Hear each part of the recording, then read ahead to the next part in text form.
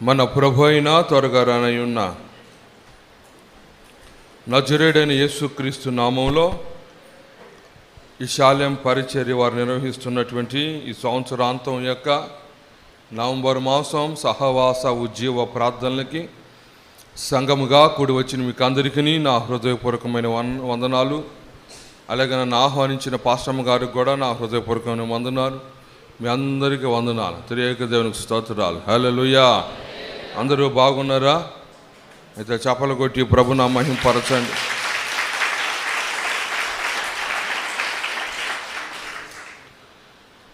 పరిశుద్ధ గ్రంథంలో నుంచి ఒక మాట మనం చదువుతాం. బైబిల్ ఉన్నవారు గమనించండి.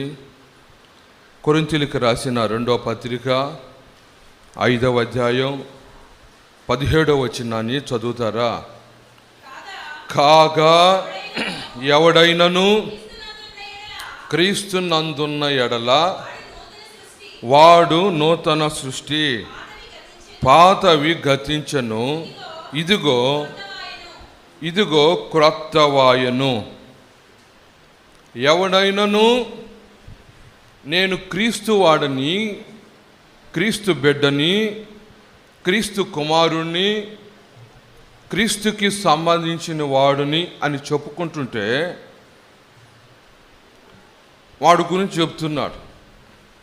మామూలుగా ఈ వాగ్దానముతో మాట ఇది. ఎవరికైనా ఈ వాగ్దానం వచ్చింది అనుకోండి, ఈ వాగ్దానము వస్తుంది. ఎవరికైనా ఈ సంవత్సరం ఈ వాగ్దానం వచ్చిందా? మీకు ఇవ్వబడినటువంటి తీసుకున్న దాంట్లో వస్తే పాత స్కూటర్ వాడు అనుకుంటాడు ఈ సంవత్సరం నాకు కొత్త స్కూటర్ వస్తుంది అనుకుంటా. ఇల్లు బాగలేనోడు అనుకుంటాడు నాకు కొత్త ఇల్లు ఇస్తున్నాడు అనుకుంటాడు. అన్ని కొత్తవి నాకు దొరుకుతాయి అని అనుకుంటాడు. అన్ని కొత్తవి వస్తాయి. ప్రభు ఉద్దేశము అసలైన కొత్తదనం ఏమిటి, పాతదైన జీవితం ఏమిటి? అది వస్తువుల్లో మనం చూస్తున్నాం. మనం కలిగి ఉన్న వాటిని, పాత వస్తువుల్ని కొత్త వస్తువులతో మనం పోల్చుకుంటున్నాం. పాతది పోతుంది ఈ సంవత్సరం, కొత్తవి నాకు వస్తాయి అని. కానీ ప్రభు యొక్క ఉద్దేశం ఏమిటంటే క్రీస్తు వస్తువు కాదు, క్రీస్తు ఎవరు? ఒక వ్యక్తి. Amen, amen. ఇప్పుడు ఆ వ్యక్తితో వస్తువుని పక్కన పెడతారా? పెట్టం కదా. ఆ వ్యక్తితో వ్యక్తులే ఉండాలి, క్రీస్తుతో మనమే ఉండాలి. మనం ఎలా ఉండాలని చెప్తున్నాడు అక్కడ. ఎలా ఉండాలట? పాతగా ఉంటావా, క్రొత్తవాడిగా ఉంటావా? ఆమేన్. పాతవాడిగా ఉంటావా, క్రొత్తవాడిగా ఉంటావా? వ్యక్తి ఒకడే, కానీ వానిలో 2 చెప్తున్నాడు ఆయన. ఏమిటది? పాతది, కొత్తది. ఇప్పుడు నువ్వు అంటావు, నిన్ను అడిగితే, నేను లైవ్లో చూస్తున్న వారు కూడా ఈ మాటలు వింటున్నారు, వాళ్ళని అడిగితే మీరు ఏ సంబంధులు తక్కువని చెప్తారు. ఏ ఊరు సంబంధులని? క్రీస్తు సంబంధులు అని చెప్తారు, వెంటనే చెప్తారు. కానీ మన నడక, మన కార్యాలు, మన మాటలు చూడగా ఏ రీతిగా కనబడతాయి చెప్పండి? పాతదిగా కనబడతాయి. కానీ నువ్వు చెప్పేది ఎవరిని? క్రీస్తు సంబంధిని అంటున్నావు. కానీ క్రీస్తు మనలో కోరేది ఏమిటి? పాతదే, కొత్తదే? కొత్తదే, న్యూ. ఓల్డ్గా ఉండటం ఆయనకి ఇష్టం లేదు. ఓల్డ్ అనేది మన జీవితాల్లో ఉండకూడదు. మనలో ఉండవలసింది ఏమిటనంటే న్యూ, క్రొత్తదనము ఎప్పుడూ ఉండాలి. ఈ కొత్తదనం ఎప్పటి నుంచి ప్రారంభమైందంటే క్రీస్తుతో కూడా ప్రారంభమైందంట. అదేనా? ఎవడైనను క్రీస్తునందున్న ఎడల నూతన సృష్టి, న్యూ క్రియేషన్. నేను కొత్త సృష్టిగా మార్చబడ్డాను అనేదానికి ఒక నిదర్శనం ఏమిటనంటే పాతది, కొత్తది నాలో ఉన్నది. అది ఎటువంటిదనంటే క్రీస్తు చేసిన సృష్టి వలె. గట్టిగా చెప్పకూడదా? ఆమేన్, హల్లెలూయా. మనం సంవత్సరాంతంలోకి వచ్చాం. పాత దానితోనే మళ్ళీ కొత్త సంవత్సరంలోకి వెళ్ళి కొత్త క్యాలెండర్ తీసుకొని, కొత్త స్టిక్కర్ తీసుకొని, ఎలాగా? ఆడ బీరువాలు ఫుల్ అయిపోతుంటాయి స్టిక్కర్లు అతికిచ్చి. బీరువా ఫుల్ అయిపోయింది, ఒక రెక్క అయితే మరి అర్థమవుతుందా? బీరువాలు రెక్కలైపోతున్నాయి, అది పాత అయిపోతుంది. మనం పాత వాళ్ళగా ఉండిపోయినాం, కొత్తది అప్పుడు. అందుకని మన జీవితంలో రెండు స్వభావాలు, పాత స్వభావము, కొత్త స్వభావం. ప్రభువు పాత స్వభావాన్ని మార్చుకోమన్నాడు, ఆయన కోరుకున్నట్లుగా నూతన సృష్టిగా. మనం దేవుళ్ళలోకి వచ్చి చాలా కాలం అయింది, వాక్యం చదువుతున్నాం, పాటలు పాడుతున్నాం, ప్రార్థన చేస్తున్నాం. అయితే కొంతమంది జీవితాల్లో ఈ పాతవి అలాగ తిష్ట వేసుకొని కూర్చొని ఉన్నాయి. అలాగైతే నువ్వు ఎప్పుడు పాత దానిలోనే బతుకుతూ ఉంటే క్రీస్తులో నూతన సృష్టి నువ్వు ఎప్పుడు మార్చబడినట్టు? పాతది ఉన్నంత వరకు ఆదికాండం 1వ అధ్యాయం మీరు చూడలేదా? నీ జీవితంలో శూన్యం అలాగే ఉంటుంది, చీకటి అలాగే ఉంటుంది, అగాధ జనములు నేను అలాగే కమ్మి వేస్తుంటాయి. ఇవన్నీ పాతవై ఉన్నాయి. నూతన సృష్టి ఏమిటనంటే అన్నీ వేరైపోవటం. ఆమేన్, హల్లెలూయా, హల్లెలూయా. నూతన సృష్టిగా ప్రభు అంటున్నాడు, మీరు నూతన సృష్టిగా మనము మారాలి. అందుకని ప్రతి పర్సన్ 1 by 1 ఎలా ఉండాలంట? నిన్ను పట్టుకొని చూడగా, నీ దగ్గరకు వచ్చి మాట్లాడగా, నీతో నడవగా, నీతో కూర్చోగా, నీతో సహవాసం చేయగా, నిన్ను కోరుకోగా, వారిలో చూడవలసింది ఏమిటనంటే పాతదనము కాదు, కొత్తదనమే. Praise the lord. కొత్త వస్త్రాలు కాదు, కొత్త సోకు కాదు, కొత్త అందాలు కాదు, కొత్త ఇల్లు కాదు, అది కాదు మనం చూడాల్సింది. క్రీస్తు కోరుకుంటున్నటువంటి నూతన సృష్టి సంబంధులుగా అంట ఆయన చూడాలి. నీతో సహవాసం చేసేవాళ్ళు చూడాలి, నీ ఫ్రెండ్స్ చూడాలి, నీ స్నేహితులు చూడాలి. ఏమి చూడాలి? మరలా పాత క్రియలు కాదు, క్రీస్తు నందున్న క్రొత్తవి. ఆమేన్. ఇప్పుడు ఒకే వ్యక్తి ఒకటే, కానీ 2 పర్సనాలిటీస్. వ్యక్తి ఒకటే, 2 పర్సనాలిటీస్. ఏమిటనంట? ఒకటి ఓల్డ్, రెండోది న్యూ. ఎలాగా ఓల్డ్ను మనం ఎలా గమనించగలం, న్యూగా ఉన్నటువంటి వాళ్ళని మనం ఎలా గుర్తుపట్టగలం అనేది 7 సంగతులు నేను త్వరగా 8:30 కల్లా ముగిచ్చేస్తాను మీకు ఈరోజు. త్వరగా ఇంటికి వెళ్ళాలిగా, ముందే చలిగా ఉంది మనకి. 8:30 కల్లా ముగిచ్చేస్తాను. త్వరగా ఒక్కొక్క వ్యక్తిలో 2 స్వభావాలు ఎలాగ ఉన్నాయి, వాళ్ళు ఎలాగ మార్పు పొందారు, క్రీస్తులోనికి వచ్చిన తరువాత రాకముందు ఎలా ఉన్నారు. బైబిల్లో మనం చదువుదాం, ఒక పెద్ద లిస్ట్ ఉంది. నెంబర్ 1 చదవండి. నెంబర్ 1,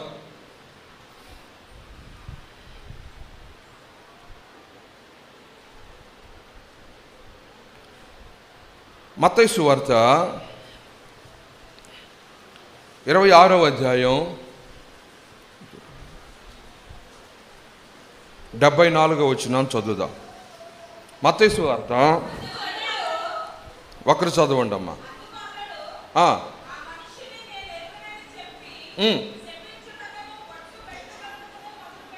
చాలు. ఎవరైనా పేతురు గారిని ఆ రాత్రి ప్రభును పట్టుకొని వెళ్ళిపోయిన తర్వాత ఆయన్ని కొంతమంది గుర్తుపట్టి ఆయన అడుగుతున్నారు పేతురుని. ఏమని అడుగుతున్నారు? పేతురు నువ్వు యేసు శిష్యులలో ఒకడు కదా అన్నట్టుగా అడుగుతుంటే పేతురు ఏం చెప్తున్నాడు? చదవమ్మా.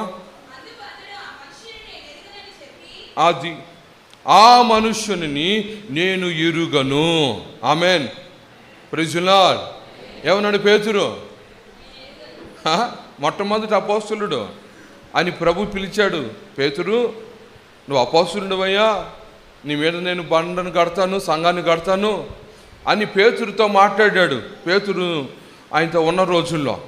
కానీ ఆయన పట్టుకుపోగానే పేతురు అంటాడు, ఏమంటున్నాడు? ఆయన ఎవరో నాకు తెలియదని చెప్పి, అబ్బా ఆయనతో అసలు ఎందుకు తిరగాలి, వీళ్ళు ఎందుకు నన్ను అడగాలి అని తాను ఏమేం చేసుకుంటున్నాడో అర్థమైందా? నేను ఎందుకు ఆయనతో తిరగాలి, వీళ్ళ దగ్గర ఎందుకు అనరాని మాటలు అనిపించుకోవాలి, వాళ్ళు ఎందుకు నన్ను గుర్తుపట్టాలని తానే మన భాషలో చెప్పాలంటే రోడ్లో అంత మట్టి ఉంటే ఆ మట్టి ఆయన వేసుకుంటున్నాడు అనమాట. మట్టి వాళ్ళు మట్టి రోడ్లో అందరూ ఎదురోళ్ళ మీద కదా వేస్తారు, ఈయనేం చేస్తున్నాడు? మట్టి ఆయన మీద వేసుకున్నంత పనిగా వేసుకుంటున్నాడు. చూసారా? యేసు ప్రభుని నాకు తెలియదు అని వేసాడు. మనం కూడా ఒక్కొక్కసారి దైవజనులు తెలియదు అన్నట్టుగా, సేవకులే తెలియదు అన్నట్లుగా, అసలు మందిరమే తెలియదు అన్నట్లుగా, ప్రార్థనే తెలియదు అన్నట్లుగా, వాక్యమే తెలియదు అన్నట్టుగా మనం ఒక్కొక్కసారి మనం కూడా అట్లా ఉండిపోతాం, పేతురు వల్లే ఉండిపోతాం. కానీ ఒకరోజు వచ్చింది, ఒకరోజు పేతురుని ప్రభు బలపరిచి ధైర్యపరిచి ఏం చేశాడో తెలుసా? నూతనపరిచి మొత్తానికి పేతురుని మేడగది ఎక్కించాడు. ఆమేన్, ప్రైజ్ ది లార్డ్. మేడగది ఎక్కించిన తర్వాత 10 రోజులు పేతురు మేడగదిలో కూర్చున్నాడైతే, ప్రార్థన చేశాడైతే, ఒక్కసారిగా పెంతెకొస్తు దినాన పరిశుద్ధాత్ముడు దిగాడు. దిగిన వెంటనే ఇప్పుడేమంటాడు తెలుసా పేతురు? చదవండి 2వ అధ్యాయం, అపోస్తుల కార్యాలు 2వ అధ్యాయాన్ని మనం చదువుదాం. 2వ అధ్యాయాన్ని మనం ఏమ్మా ఎన్నో వచ్చినాం చదువు అయితే.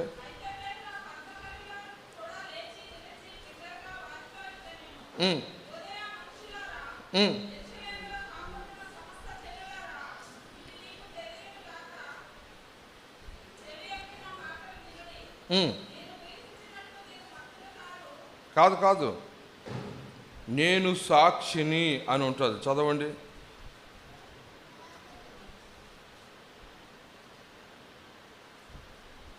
ముప్పై 31వ వచనం, 32. ఈ యేసుని దేవుడు లేపాను. గట్టిగా చప్పలు కొడదాం. హల్లెలూయా, హల్లెలూయా. మీకు అర్థం వచ్చిందా? కొద్ది రోజుల ముందు ఏమన్నాడు అక్కడ? ఏమన్నాడు? తెలీదు, ఆయన నేను ఎరగను అన్నాడు. ఇప్పుడు అంటున్నాడు అనేక మంది ఎదుట, ఆడ ఒక అమ్మాయి దగ్గరనో లేదు గుంపులో కూర్చున్నప్పుడో ఆయన ఎవరో నాకు తెలియదు అనేసాడు అక్కడ. ఇప్పుడు అంటున్నాడు ఆయన నాకు తెలుసు, ఆయనకి నేనే కాదు నా బ్యాచ్ కూడా వెనకాల ఉంది, మేమంతా ఎవరమంటే ఆ యేసుకి సాక్షులం. ప్రభు నా మహిమ కలుగును గాక. ఇది ప్రభు కోరుకునేది. పాతవి గతించాలి. క్రీస్తునందు నువ్వు క్రీస్తు వలన ఏమైతే పొందావో, ఏం పొందుతున్నావో, క్రీస్తు నీ కొరకైతే ఏదైతే చేశాడో దానిని బహిరంగంగా చెప్పగలిగిన ఆ విశ్వాసంతో సాక్షిగా ప్రభు వైపు నువ్వు తిరిగి నిలబడాలి. ఆమేన్. నువ్వు భయపడకూడదు, గడగడ వనకూడదు. అప్పుట్లాగా పేతురు అందుకని భయపడేమో, ఆయన ఎవరో నాకు తెలియదు అన్నాడు. చూడండి, ఒకే వ్యక్తి 2 పర్సనాలిటీస్. ఒకటే వ్యక్తి ఒకసారి ఒకటి మాట్లాడతాడు, ఇంకోసారి మాట్లాడతాడు. అవసరమైన దగ్గర తప్పించుకుంటాడు, అవసరం దాని దగ్గర నేనున్నానని చెప్తాడు. అదే క్రీస్తునందు ఉండటం అంటే. క్రీస్తున్నప్పుడు ఒక మాట, క్రీస్తు లేనప్పుడు ఇంకో మాటనా? కాదు, అది కాదు. నువ్వు క్రీస్తుతో ఉండటం అని అంటే, క్రీస్తు నందున్న నూతన సృష్టి ఏమిటనంటే, నువ్వు మందిరంలో ఉన్నా మందిరం బయట ఉన్నా నీలో ఉండవలసింది ఏమిటనంటే, నువ్వు క్రొత్త సృష్టిగా ఎల్లప్పుడూ కనబడాలి. నువ్వు ఎప్పుడు క్రీస్తుకు సాక్షిగా కనబడాలి. నువ్వు క్రీస్తుకు సాక్ష్యం అనే సంగతి నువ్వు మర్చిపోకూడదు. ఆయా సందర్భాలలో నువ్వు వెళ్ళిపోయి క్రీస్తు నాకు తెలియదు, క్రీస్తుని బిడ్డను నేను కాదు, క్రీస్తు అసలు నాకు ఎవరో తెలియదు అన్నట్టుగా నువ్వు విచ్చలవిడిగా లోకంలో కలిసిపోకూడదు. నువ్వు పేతురు వలె ఎల్లప్పుడూ నువ్వు చెప్పవలసింది ఏమిటనంటే, నేను ఏ స్థలమందు అయినా సరే నేను క్రీస్తుకి ఏమై ఉన్నాను? చెప్పండి గట్టిగా, సాక్షిని. ప్రభునామానికి మహిమ కలుగును గాక.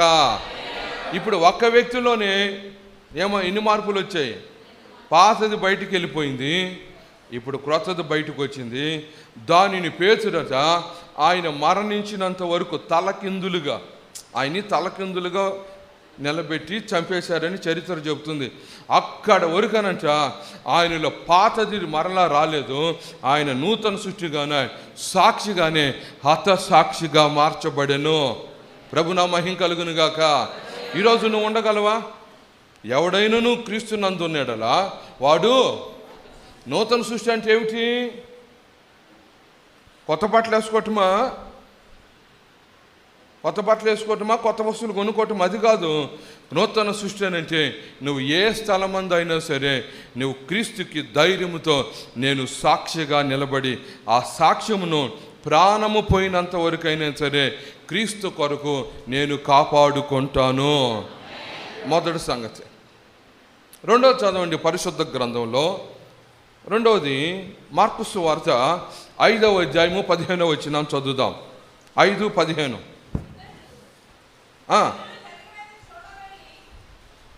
ఎక్కడమ్మా మార్కు ఏనది? జనులు జరిగినది చూడవెళ్ళి యేసు యొద్దకు వచ్చి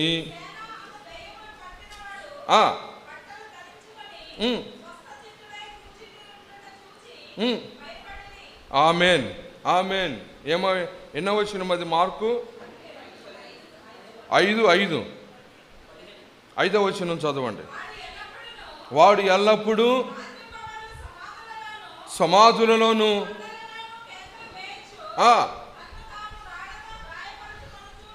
అది వాడు అక్కడ ఉంటాడు. ఒరే ఈడు ఒకడు ఉన్నాడు రా, రాత్రిపూట అరుస్తుంటాడు, కేకలేస్తుంటాడు, బట్టలు లేకుండా తిరుగుతుంటాడు, వాడు ప్లేస్ ఎక్కడా అని అడిగితే టక్కని సమాధానం చెబుతారు. వాడు ఎక్కడ ఉంటాడంట? సమాధుల్లో ఉంటాడు. బాగా గమనించండి. ఆ ఊరికి ప్రభు అయిన యేసు వచ్చేదానికి ఒక రాత్రి అంతా జర్నీ చేశాడు నీళ్ళ మీద. ఒక రాత్రి అంతా జర్నీ చేసి వచ్చాడు ఆ ఊరికి. వాడు ఎక్కడున్నాడంట? సమాధుల్లో ఉంటున్నాడు. బట్టలు లేవు. తను తాను గాయపరుచుకుంటాడు. కొంతమంది చూడండి, తను గాయపరుచుకుంటారు. ఎప్పుడు గాయపరుచుకుంటుంటారు. గాయపరుచుకోవటం అంటే అర్థం ఏమిటి? ఒక మేకు తీసుకొని సుత్తి తీసుకుని వాడు కొట్టుకోవటం కాదు. కొంతమంది ఇంట్లో అలిగారు అనుకో, ఉదయం నుంచి రాత్రికి ఆనందం రా, దాన్ని ఏమంటారు? గాయపరుచుకోవటం. స్నానం చేయకుండా అట్టే ఉండిపోతారు, దాన్ని ఏమంటారు? గాయపరుచుకోవటం. పళ్ళు కూడా దొంగకోరు, ఏమంటారు? మనల్ని ఇబ్బంది పెడతారు దొంగకుండా, దాన్ని ఏమంటారు? గాయపరుచుకోవటం. అర్థమవుతుందా? వాడి గాయాలు వాడుకుంటే మన గాయాలు మనకున్నాయి. ఆమేన్. Praise the lord. పురుషుల గాయాలు పురుషులవి, స్త్రీల గాయాలు స్త్రీలవి, యవనస్తుల గాయాలు వాళ్ళు గాయపరుచుకుంటారు. రకరకాలుగా గాయపరుచుకుంటుంటే వాడిని ప్రభు దర్శించాడండి. ఆమేన్. Praise the lord. ఎవరికి దొరికినోడు కాదు, ఎవరికి చిక్కినోడు కాదు, ఎవరికి లోపడినోడు కాదు, ఎవరికి భయపడినోడు కాదు, ఎవరి మాట ఎనడు. ఎవరు వచ్చినా, ఎవరు సంఖ్యలు వేసినంట వాడు అమాంతంగా తెంపి వాడు వాళ్ళ మీద పడి రక్కి కొట్టి వాడు మరలా సమాధులకు వెళ్తున్నవాడు. కానీ మీరు 15వ వచనం చదివితే 15వ వచనంలో స్పష్టంగా రాయబడి ఉంది. చదవండి ఇప్పుడు. ఏమిటంట? జరిగినది చూడవెళ్ళి యేసు వద్దకు వచ్చి, అదుగో శానా అనే దెయ్యాలు పట్టినోడు ఇప్పుడు బట్టలు వేసుకున్నాడు, స్వస్థత పొందాడు. వాడు పాపము వాడు కూర్చోవటం ఊర్లో వాళ్ళు చూడలేదంట. ఆమేన్. హల్లెలూయా. వాడు కూర్చున్నట్టు చరిత్ర లేదు. వాడు ఎప్పుడు పరుగు అర్థమంతా నిలబడే ఉంటాడు, బట్టలు లేవు.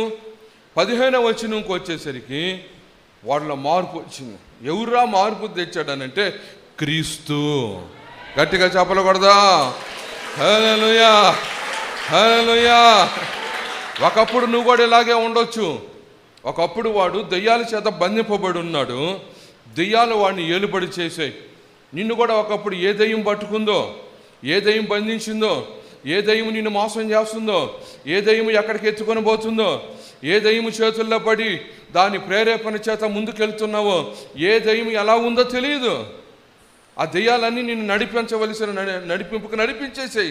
నువ్వు నడిచావు, నువ్వు పరిగెత్తావు. ఆ దెయ్యాల వల్ల నువ్వు ఎన్ని కోల్పోయావో, ఎన్ని పోగొట్టుకున్నావో, ఇవన్నీ పోగొట్టుకున్నటువంటి వీటన్నిటివి అది పాత జీవితం అంట. వాడిది పాత జీవితం. ఇప్పుడు కొత్త జీవితం ఏమిటనంటే క్రీస్తు ఎప్పుడైతే వారిలో ఉన్న దెయ్యాలను పోగొట్టాడో ఇప్పుడు వాడు క్రీస్తు నందు నూతన సృష్టిగా మారాడు.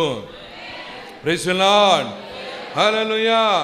నూతన సృష్టిగా మారినోడు ఎవరి దగ్గర కూర్చోన్నాడట? ఏందండి? మారినోడు ఎవరి దగ్గర కూర్చోవాలి? సినిమా యాక్టర్ల దగ్గరనా, సంత వీధుల్లోనా, లోకస్తులదేనా, లోకము యొక్క వారితోనా నువ్వు కూర్చోవలసింది? నువ్వు పాత మనుషుడివైతే అక్కడ కూర్చుంటావు, నువ్వు క్రొత్త మనుషుడివైతే క్రీస్తుతో కూర్చుంటావు. నువ్వు ఎక్కడ కూర్చోవాలన్నా, ఏ స్థలంలో కూర్చోవాలన్నా, ఏ ప్లేస్కు పోవాలన్నా, ఎవరితో నువ్వు నడవాలన్నా నువ్వు అడగాలి, అక్కడ ఎవరున్నారని మొదట అడగాలి. ఆమేన్. Praise the lord. అక్కడ ఎవరున్నారని అడగాలి. క్రీస్తు క్రీస్తు ఉన్నాడా, క్రీస్తు సంబంధంలో ఉన్నారా, దేవుని బిడ్డలో ఉన్నారా అని అడగాలి. అక్కడికి వెళ్ళి నువ్వు కూర్చోవాలి. ప్రైజ్ ది లార్డ్, హల్లెలూయా. దేవుని బిడ్డలో ఉండే స్థలం ఏది, దేవుడు ఉండే స్థలం ఏది, క్రీస్తు సంచరించే స్థలం ఏమిటనంటే ఆయన సంఘమే. ప్రభునా మహిమ కలుగును గాక, హల్లెలూయా. అందుకని వాడిలో దెయ్యము చేత బంధింపబడిన పాతది వెళ్ళిపోయింది. ఇప్పుడు క్రీస్తుకు లోబడుతున్నటువంటి విధేయతతోనంట ఆయన పాదముల దగ్గర కూర్చోవటమే నూతన సృష్టి. ప్రైజ్ ది లార్డ్, హల్లెలూయా. అందుకని ఈ సంవత్సరాంతంలోకి వచ్చిన మనం ఈ సంవత్సరం అంతా నువ్వు ఎవరి చేత బంధింపబడి ఉన్నావు? నీ హృదయం, నీ మనసు, నీ నడక, నీ క్రియలు, నీ పద్ధతులు, నీ ఆలోచనలు ఎవరి చేత ప్రేరేపించబడుతున్నాయి? నిన్ను ఏలుబడి చేసేవాడు ఎవరు? నిన్ను పాడు చేసేవాడు ఎవరు? నిన్ను మోసం చేసేవాడు ఎవరు? సాతానుడైతే నువ్వు అర్జెంటుగా వాడు చేతుల్లో నుంచి నాకు విడుదల దయచేయమని క్రీస్తుని అడగాలి. క్రీస్తుని అడగాలి. అప్పుడు ఆయన నీకు విడుదల ఇచ్చి నిన్ను నూతన సృష్టిగా మార్చును గాక, ఆయన పాదాల దగ్గర కూర్చుండబెట్టును గాక, నీవు ఆయన ముఖ దర్శనము చేయుదువు గాక. ఇది రెండవ సంగతి. అందుకని వాడి జీవితంలో పాతదాన్ని దురాత్మల సమూహం వెళ్ళిపోయింది. క్రీస్తు అన్నటువంటి నూతన స్వభావంతో ఆడు కూర్చుండెను. మూడోది చదువుదాం. మూడోది, మన జీవితంలో వ్యక్తి ఒకడే, ఒక పర్సనాలిటీలో ఉన్నవాడు ఒక రకంగా ఉన్నాడు. ఇప్పుడు క్రీస్తుతో వచ్చినవాడు క్రొత్త దినములో మరో రకంగా బ్రతుకుతున్నాడు. ప్రభునా మహిమ కలుగును గాక.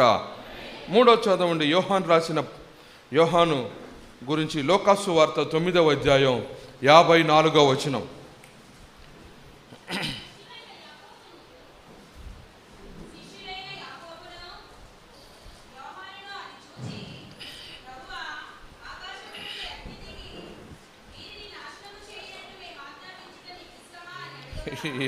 ఏమన్నారు?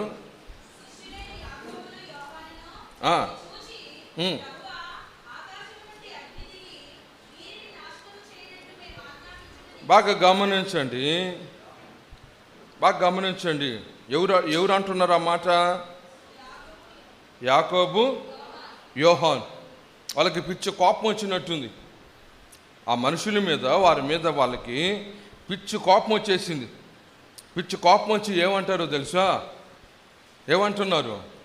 ఇదో బతుకుడా, మేము వీలైతే ఏం చేస్తారంటే వాళ్ళు ఆకాశం నుంచి అగ్ని దిగి వీరిని నాశనం చేయనట్లా మేము ఆజ్ఞాపించుట నీకు ఇష్టమా? అయ్యో బాబోయ్, చూసారా ఎంత పెద్ద గుండె వాళ్ళకి. గెస్సెమనకు వచ్చి ప్రార్థన చేయమంటే జైరుగా నిద్రపోతారు. ఆడకొచ్చి అక్కడికి వచ్చి నిద్రపోతారు. ఏడొచ్చేమంటున్నారు? నువ్వు కానీ చెప్తే సెలవిస్తే మేము అగ్ని దింపి వీళ్ళందరూ ఏమైపోవాలంట. చూసారా మనుషుల మీద వారికి ఉన్నటువంటి కోపం. ఆమెన్, హల్లెలూయా. మనుషుల మీద వారికి ఉన్నటువంటి కోపం. పైగా వీళ్ళు యేసు ప్రభు శిష్యులు. ఆయన పేరే ప్రేమా స్వరూపి. ప్రేమా స్వరూపి శిష్యులు ఎట్టున్నారంట? ఒక్కొక్కరిని తగలబెట్టే వాళ్ళు ఉన్నారు. మనం కూడా అంతేగా, పేరుకి యేసయ్య శిష్యులం, కానీ మన నోటి మాట చూస్తే ఎప్పుడు శాపాలే. శపిస్తుంటాం, నాశనం అవ్వాలని కోరుకుంటుంటాం. వీలైతే వాళ్ళ కొరకు ప్రార్థన చేస్తాం. అర్థమవుతుందో? మన పడని వాళ్ళ కొరకు చేతులు ఎత్తుతాం, ఉపవాసాలు ఉంటాం, కన్నీరు గారుస్తాం. అమ్మో బోలుడు అంత భక్తి చేస్తాం యేసయ్య దగ్గర. అప్పుడు ఎవరిలాగా? వీళ్ళిద్దరిలాగా. ఎవరిలో? పేతురు, యోహాను. పేతురు, ఆ పేతురు కదా యాకోబు యోహాను. వీళ్ళిద్దరిలాగా మనం భలే ప్రార్థన చేస్తాం. చేయవలసిన ప్రార్థన చేయం, అవసరమైంది చేయను. ఇట్లాంటి వాళ్ళకైతే మనకి ఎంత ప్రార్థన వస్తుందో. వీళ్ళు ఏ ప్రార్థన అడుగుతున్నారు? మామూలు ప్రార్థన కాదు. ఆకాశం నుంచి ఏం దిగాలట? అగ్ని దిగి. అంటే అర్థం ఏమిటి? ఒకరోజు ఏలియా చరిత్రలో ఏలియా ఒక అగ్ని దింపాడు. ఆ దింపినప్పుడు ఏలియాకున్న కోపాన్ని బట్టి అగ్ని దిగి అంటే అక్కడ ఉన్న వాళ్ళందరినీ బూడిద చేసి, అది తెలిసేమో వీళ్ళిద్దరికీ. ఆ వాక్యం తెలిసినట్టుంది. ఏ వాక్యం తీసుకోరు, ఆ వాక్యమే పట్టుకున్నారు. ఆమెన్. మన జీవితాల్లో కూడా మనకు అవసరమైన వాక్యం మనం తీసుకోవాలి. అది తీసుకోము. ఏ వాక్యం తీసుకుంటామనంటే రకరకాలుగా తీసుకుంటాడు. కొంతమంది చూడండి రకరకాలుగా వాళ్ళకి మబ్బి పెట్టేదానికి కవరింగ్ చేసుకునే వాక్యాలు తీసుకుంటారు వాళ్ళు.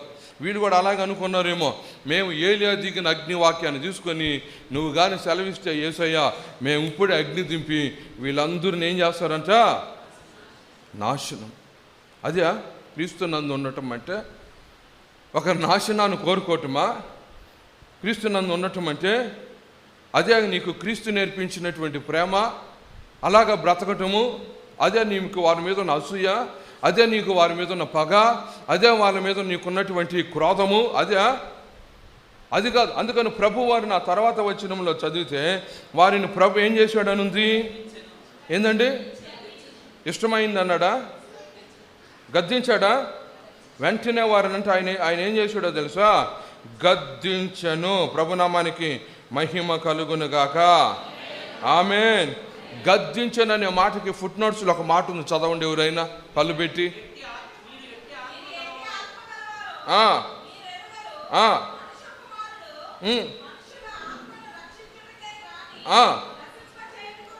అదనమాట గద్దించటంలో ఉన్న ఉద్దేశం. ఏమన్నాడనంటే, మీరు ఏ ఆత్మరా బాబు, ఇది పరిశుద్ధాత్మ సంగతికి ప్రార్థన కోటమా, లేదంటే దెయ్యాల ఆత్మ, అసూయాత్మనా? ఏ ఆత్మ ఇది? నాశనం కూడా ఆత్మ ఇది. మీలో ఏ ఆత్మ పని చేస్తుంది? యాకోబు, యోహాను అని అడిగాడు. వాళ్ళని అడుగుతున్నాడు గద్దించి. అయితే ఆశ్చర్యమైన సంగతి ఏమిటనంటే, నిజమే చెప్పాడు ప్రభు. ఏమిటనంటే, మనుష్యాత్మ ఒక్కొక్కసారి అట్లాగా మారుతుంది అన్నమాట. మనం కూడా ఎవరండి అది? మీలో ఒక్కొక్కసారి ఆత్మ, మీకు చాలామంది నవ్వు వస్తుంది ఈ మాట చెప్తుంటే, మీ ఆత్మలు మారుతున్నట్టున్నాయి బాగా. మన ఆత్మలు కూడా ఏమవుతాయి, ఒక్కోసారి మారిపోతుంటాయి, కోపం వచ్చేస్తుంటుంది. నీ కొరకు ప్రార్థన చేసేస్తా, వీలైతే కమండలం లేదు కానీ చేతిలో నీళ్లు కొట్టేసానికి నేను తాగేసాను తెచ్చుకొని ఇక్కడ ప్రార్థన అయిన లోపల తాగేశాను కానీ నాకు కమండంలో నీళ్ళు, బాటిల్ లేదు కానీ వీలైతే నీ మొహాన్ని ఏం చేస్తాను, ప్రార్థన చేసి చల్లేస్తాను. అర్థమవుతుందా? కానీ చూడండి, మనుష్యాత్మ అలా చేస్తుంది. కానీ పరిశుద్ధాత్మను పొందారు వీళ్ళు ఒకరోజు. ఎవరు వాళ్ళు? యాకోబు, యోహాను మేడగదిలో ఏం పొందారో తెలుసా?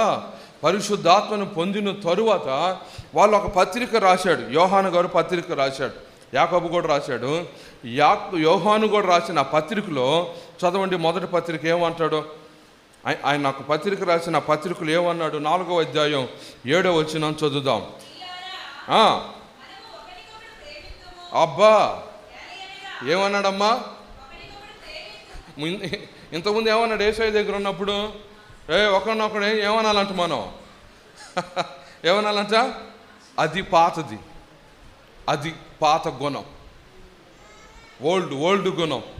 నీలో ఆ పాత గుణం ఉందా? ఒకరు నాశనం అయిపోవాలి, ఒకరు పాడైపోవాలి అనే గుణం నీకుందా? అలా ఉన్నట్లయితే నువ్వు క్రీస్తు నందున్న నూతన సృష్టివే. నూతన సృష్టి కాదు. నూతన సృష్టి ఎవరనంటే, ఇప్పుడు ఇతను మార్పు నొందారు. ఎవరు? యాకోబు, యోహాను మార్పును నొందినానికి నిదర్శనం ఏమిటంటే, ఆయన రాసినటువంటి మొట్టమొదటి పత్రికలో, ప్రియులారా మనము ఒకనికొకడు ప్రేమిస్తాం. గట్టిగా చెప్పకూడదా? హల్లెలూయా, హల్లెలూయా. అర్థమవుతుందా? ఇప్పుడు పత్రిక రాస్తున్నాడు, ఒకరినొకడు ఏం చేయాలట? ఇంతకుముందు ఏమన్నాడు? ఆ ఒకరినొకడిని మీకు అర్థమవుతుందా వాక్యం? ఇది పాతదంటే, ఈ వాగ్దానం వచ్చిందనుకమ్మో, నాకు పాత వాచ్ పోయి కొత్త వాచ్ వస్తుందేమో, బైక్ పోయి కొత్త బైక్ వస్తుంది, బైక్ పోయి కారు వస్తుంది. ఇది కాదు. ఒక మనిషిలో ఒక క్యారెక్టర్ చేంజ్ అవ్వాలి. ఆమేన్, ప్రైజ్ ది లార్డ్. ఒక స్వభావం చేంజ్ అవ్వాలి, ఒక అంతరంగం మారాలి, నీ క్రియలు మారాలి, నీ నోటి మాట మారాలి, నీ ప్రవర్తన మారాలి, నీ బుద్ధి మారాలి, నీ నడక మారాలి, నీ ఆలోచన మారాలి. ఇది మారటమేనంట క్రీస్తునందు నూతన సృష్టి. Praise the Lord. ఇప్పుడు వాళ్ళిద్దరు మారినట్టేగా, యాకోబు, యోహాను. ఇప్పుడు ఏం చెప్తున్నాడు ఇక్కడ? మనం ఒకరినొకరు ఏం చేయాలంట? ప్రేమించాలి. కానీ ఒకప్పుడు ఆ థాట్ లేదు, ఆ మనసు లేదు. ఒకప్పుడు యోహానుకున్న మనసు ఏమిటనంటే, అగ్ని దిగాలి, వాళ్ళు ఏమవ్వాలంట. అసలు మీరు ఇంటికెళ్ళి ఆలోచించండి, ఎంత భయంకరమైన మనసు అది. ఏందండి, ఎంత క్రూరమైన మనసు. ఎటువంటి మనసు? అగ్నితో ఒక మనిషిని ఏం చేయాలన్నట? అది కూడా దేని ద్వారా? ప్రార్థన చేసి. ఆమేన్, హల్లెలూయా. అది కూడా అట్లా పెట్రోల్ తెచ్చుకొని, కిరసనాలు తెచ్చుకొని, గ్యాస్ అట్లా కాదంట. ప్రార్థన చేసి అగ్ని దింపి, అదేదో నువ్వు అదే అగ్ని, ఇంకొక అగ్ని ఉంది. ఏ అగ్ని? ఆత్మతో అగ్ని దింపొచ్చు కదా. ఒరే వీళ్ళందరూ అభిషేకం పొందాలి అని అట్ట ప్రార్థన చేస్తారు. అట్ట ప్రార్థన చేయరు. వీళ్ళు నాకు నష్టాన్ని చేస్తున్నారు, బాధను కలిగి చేస్తున్నారు, వాళ్ళంటే నాకు కోపంగా ఉంది కనుక అగ్ని దిగి వాళ్ళందరూ యేసు నామంలో ఏమైపోను గాక అంటున్నారా మీరు? అలాగా అలాంటి స్వభావం ఉందా? ఉండకూడదు. అది పాతది. నూతన సృష్టి ఏమిటనంటే ప్రభు చెప్తున్నాడు, ఒకరిని ఒకరు మనం ఏం చేస్తామంట? పక్కన వాళ్ళు చెప్పండి, నేను నిన్నేం చేస్తున్నాను?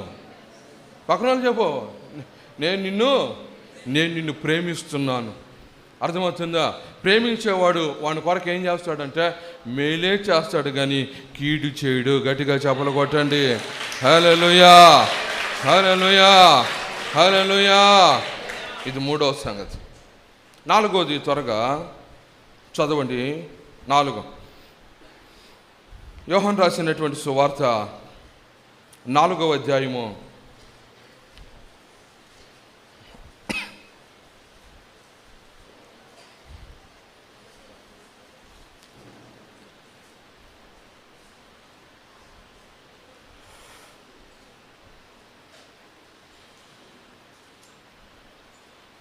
17-18 వచ్చిన.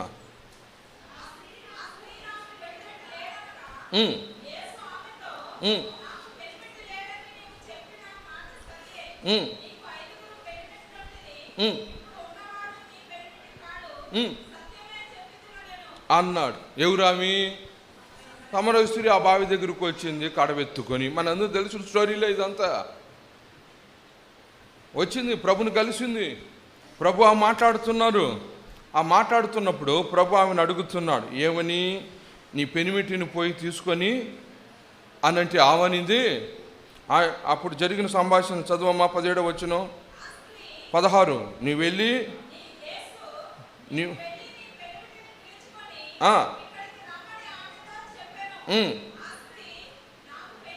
లేడనగా ఆమెతో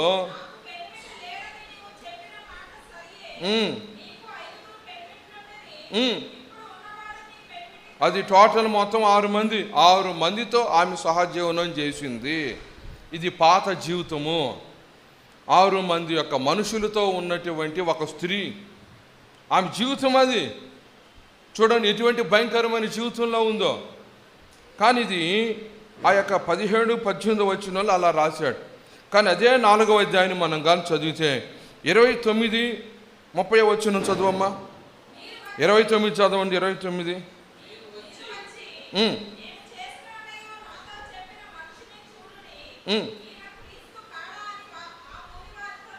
ఆమేన్. అర్థమవుతుందా? ఇప్పుడు ఆమె ఎవరి గురించి చెప్తుంది వెళ్ళి?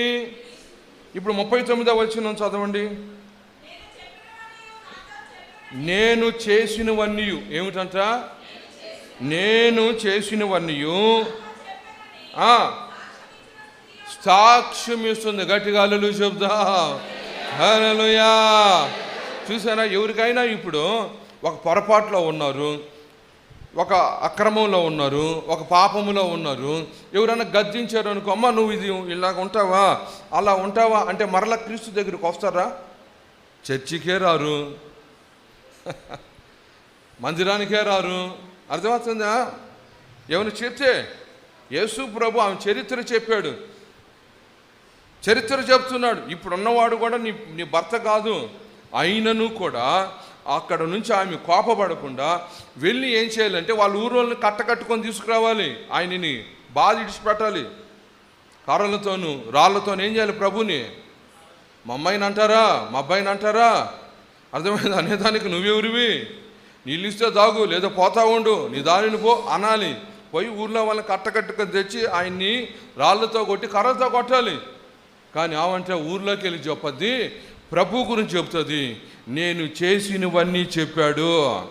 Praise the Lord. నువ్వు అంటావా ఆ మాట? ఈరోజు అర్థమైందా? ఈరోజు ఆరాధనకి వెళ్ళాను, అర్థమైందా?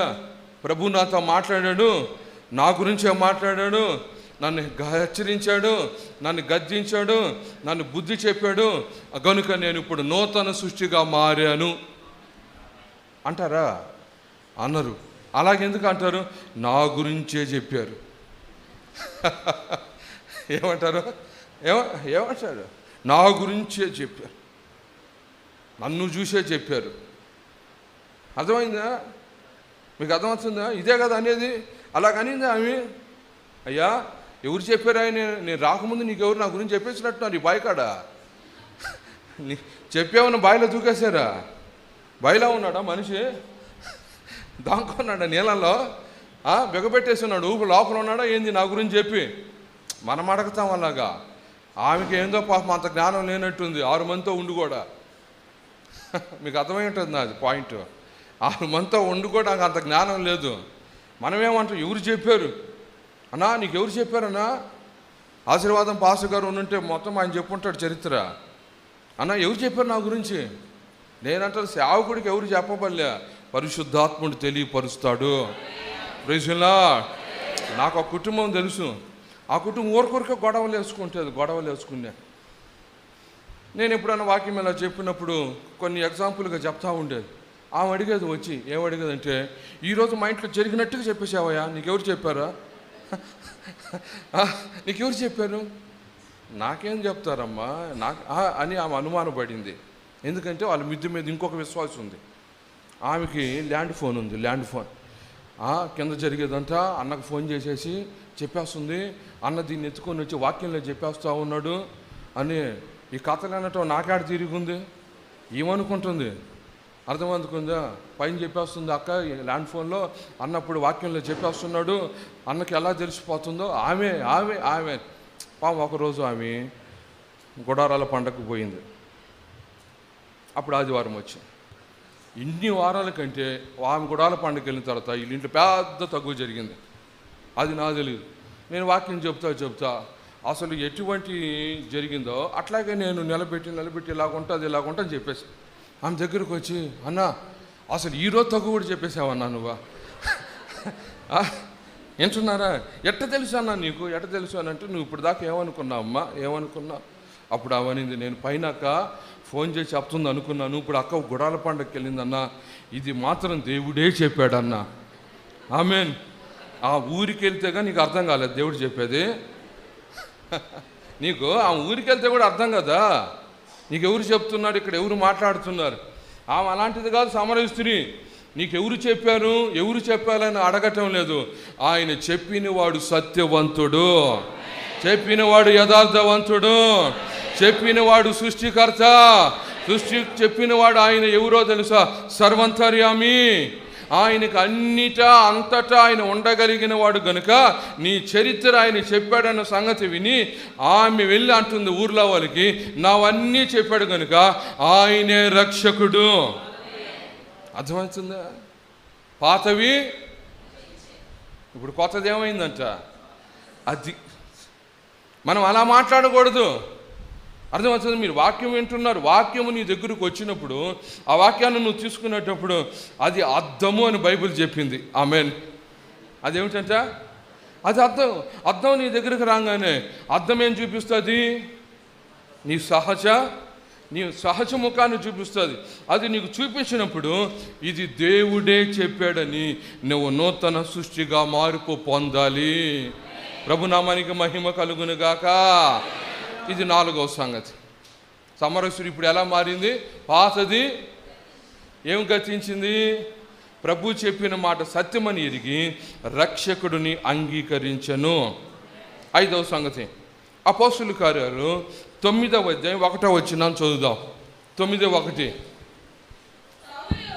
బాగా గమనించండి.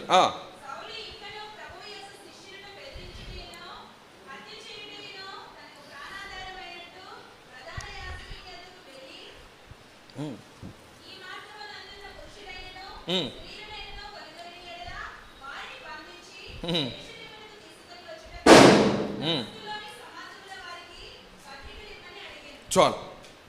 సౌలు ఇంకను ప్రభు యొక్క శిష్యులను బెదిరించుటయు, హత్య చేయుటయు, తనకు ప్రాణాధారమైనట్టు ప్రధాన యాజకుని యొద్దకు వెళ్ళి సౌలు గారు, పౌలు సౌలుగా ఉన్నటువంటి ఆయన గురించి, ఆయన క్యారెక్టర్ని గురించి చెప్తున్నాడు. ఎటువంటి వాడంట? సౌలుకి ప్రార్థన చేసే వాళ్ళంటే ఇష్టం ఉండదు, చర్చిలకి వెళ్ళే వాళ్ళంటే ఇష్టం ఉండదు, యేసు అంటే ఇష్టం ఉండదు, చప్పళ్ళ కొడితే ఇష్టం ఉండదు, స్తోత్రాలు చెప్తే ఇష్టం ఉండదు. ఎవరికి? సౌలుకి. అందుకని అమాంతంగా పైన పడి అందరూ తలలను నరికేస్తాడు, వీలైతే బాధ అవతల పెడతాడు, కొరడానీళ్ళతో హింసిస్తాడు, అవమానపరుస్తాడు. అటువంటి క్యారెక్టర్ ఎవరిది? సౌలు. చూడండి పాత జీవితం ఎలా ఉందో. పాత జీవితం కొంతమంది జీవితాల్లో కూడా అటువంటిది ఉంటుంది. పడని వాళ్ళని అయితే గాయపరుస్తారు. నీకు పడని వాళ్ళు ఉంటే నువ్వేం కోరుకుంటావు? వాళ్ళ గాయాలు కోరుకుంటావు. అటువంటి వాడనమాట సౌలు అటువంటి వాడుగా ఉన్నాడు. అటువంటి నడుము కట్టుకొని వెతకుతున్నాడు. ఎవరిని ఎదుగుతున్నాడు? అరే, ఈ ఊర్లో ప్రార్థన చేసే వాళ్ళు ఎక్కడున్నారు? వారి మీద అధికార పత్రము తీసుకొని వారిని హింసించేదానికి పరిగెత్తుతున్నాడు సౌలు. అటువంటి సౌలు ఒకరోజు, చదవండి ఆ మాటని పరిశుద్ధ గ్రంథంలో, అపోస్తుల కార్యాలు 21వ అధ్యాయం 3వ వచనం చదువుదాం. 21:13. అపోస్తుల కార్యాలు 21:13. పౌలు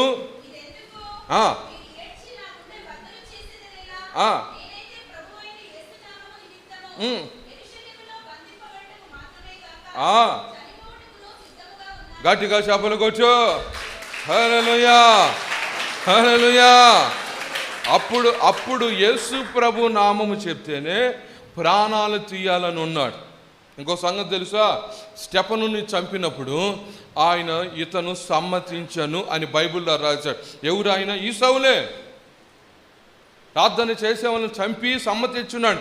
ఎస్, ఇది రాంగ్ కాదు, ఇది రైట్ అని కొట్టేవాడు అనమాట. అది సమ్మతించడం అంటే. ఇది రాంగ్ కాదు, ఇది రైట్, మీరు చేసింది కరెక్ట్ అండి, వాళ్ళని చంపటమే న్యాయం అండి. ప్రార్థించిన వారిని, ఆరాధనకి వెళ్ళే వాళ్ళని చంపటము న్యాయమని నడుము కట్టిన వ్యక్తి ఎవరు? సౌలు. కానీ ఆ తరువాత దమస్కు మార్గంలో ప్రభు ఆయనని దర్శించిన తర్వాత, ప్రభు ఆయనతో మాట్లాడిన తర్వాత, ప్రభు స్వరం వినిన తర్వాత, ఆయన ప్రభుని వెంబడించిన తర్వాత, ఇప్పుడు అంటున్నాడు 21వ వచనంలో. ఏమన్నాడమ్మా? 13వ వచనం చదవండి.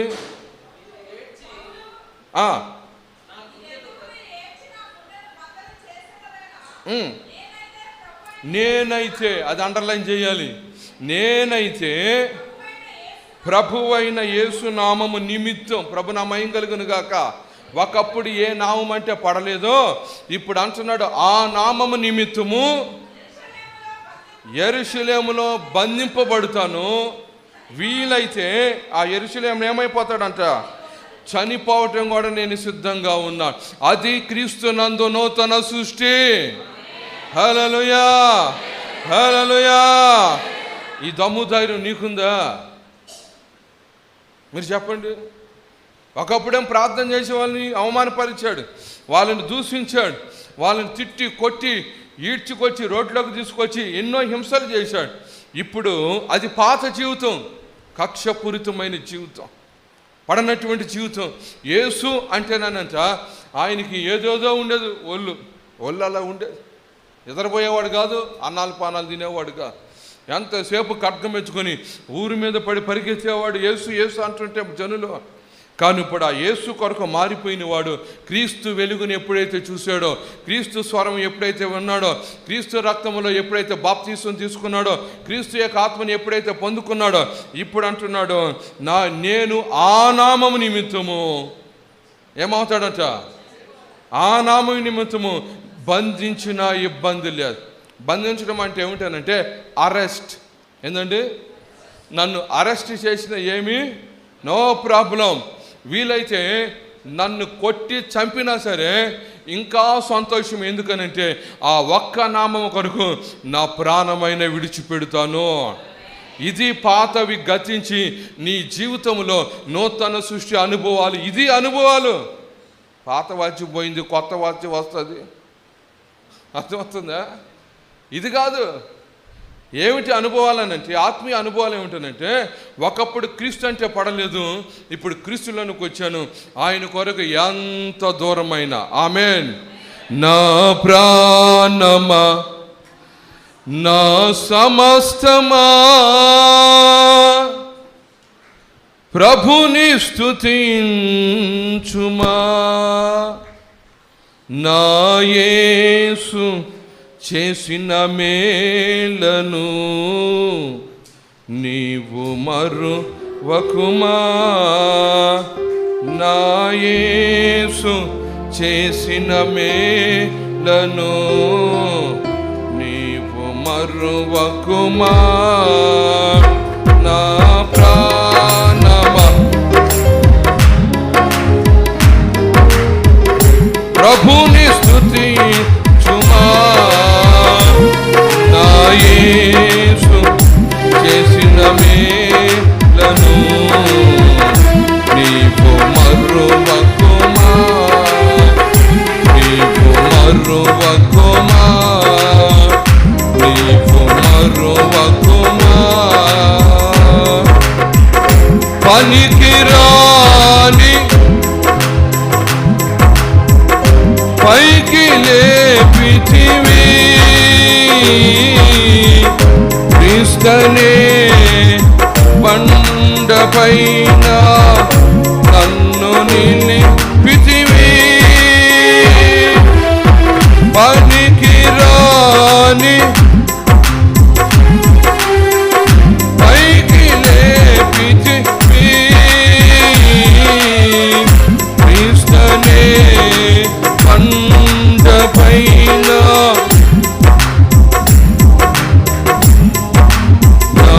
నాడుగును స్థిరపరచి బలమునిచితివి. నీకు అడుగు జాడలనే,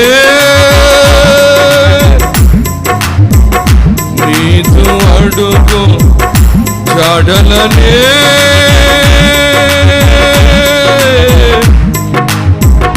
వెంబడింతు ప్రభు, వెంబడింతు ప్రభు. నా ప్రాణమా, నా సమస్తమా, ప్రభుని స్తుతించుమా. నా యేసు చేసిన మేలను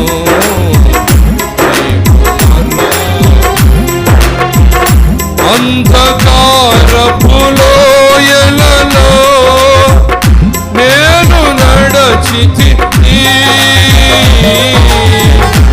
ఏ అపాయము రాకుండా నన్ను నడిపితివి. కంటి పాపక నీవు నన్ను కాచితివి. కన్న తండ్రివి నీవని నిన్ను కొలిచెదను, నిన్ను కొలిచెదను. నా ప్రాణమా, హోలీ హోలీ, నా ప్రాణమా, నా సమస్తమా, ప్రభుని స్తుతించుమా. ప్రభుని స్తుతించుమా. నా యేసు చేసిన మేలను నీవు మరువకుమా.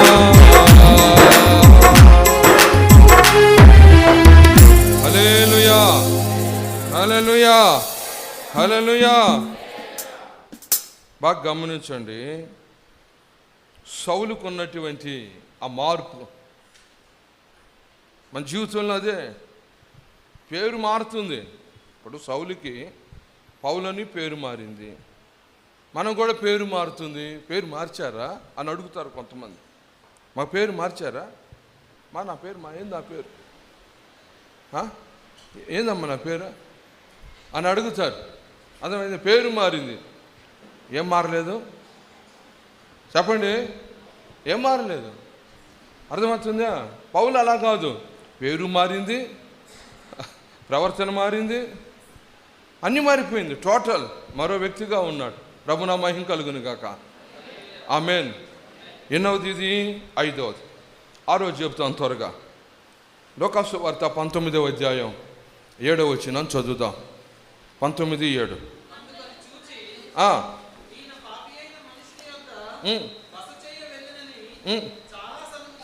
అది ఎవరైనా పెద్ద అయినా, అది జక్కయ్య. మర్చిపోయినట్టున్నారు జక్కయ్య ఈ మధ్యలో. ఎవరైనా జక్కయ్య తీసి పడేసినట్టున్నారు. సండే స్కూల్కి తెలుసు అందరికీ, మనకెందుకులే అనుకున్నారు. ప్రతి వాడికి మొదటి జక్కయ్య కాడి నుంచి ప్రారంభం అవ్వాలి. జక్కయ్య లేకపోతే మనం లేవు. Amen. Praise the lord. Hallelujah. ఏమిటంటే జక్కయ్యని ఊరు వారు అన్నారు. మామూలుగా చిన్న చిన్న పేర్లు ఉంటాయి కదా, ఊళ్ళో వాళ్ళు కూడా మన పేర్లు పెడతారు. అర్థమైందా? వంకాయల అమ్మాయికి ఏం పేరు పెడతారు? వంకాయల అమ్మాయి అని పేరు పెడతారు. అలాగే ఊళ్ళో వాళ్ళు కూడా మన పేరు పెడతారు కదా. ఆయన ఊళ్ళో వాళ్ళు ఏ పేరు పెట్టారు? పాపి అయిన మనుష్యుడు. పేరు ఉద్యోగం టాప్. ఊళ్ళో ఏమని పిలుస్తారు? నువ్వు జక్కయ్యాడంటే ఎవరు చెప్పలేరా ఇంటి అడ్రస్సు? ఏమని అడగాలి? ఇంట్లో ఒక పాపి అయిన మనుషుడు ఉంటాడు, అటు ఇటు తిరుగుతుంటాడు. ఆ ఇల్లు ఏది చెప్పండి సార్ అని అంటే అదేనయ్యా అంటాడు. ఆ ఊళ్ళో పెట్టుకున్నాడు ముచ్చటగా పేరు. ఏమని? ఇలాంటి పేరు ఎవరికైనా ఉందా? ఎవరికైనా ఉంటుందా? ఎవరికి లేదు. వడ్డీలు ఇచ్చామంటుంది వడ్డెక్క అని. అర్థమైందా? అలా పేరు పెట్టుకుంటారు. ఈయన కూడా పెట్టారు. పాపి అయిన మనుషుడు ఇంటికి వెళ్ళి ఏం చేస్తున్నాడంట? ఒరే బస చేస్తున్నాడు ఈ బాధకుడు. ఈయన యేసు కదా, ఈయన పరిశుద్ధుడు కదా, వాళ్ళ ఇంట్లో ఈయనకేం పని? ఈయన పాపి కదా. అయితే ఆ ఇంటికి యేసుప్రభు వెళ్ళిన తరువాత 9వ వచనం చదవండి. ఏమిటమ్మా?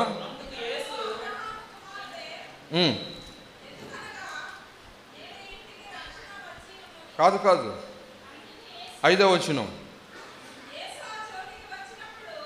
జక్కయ్య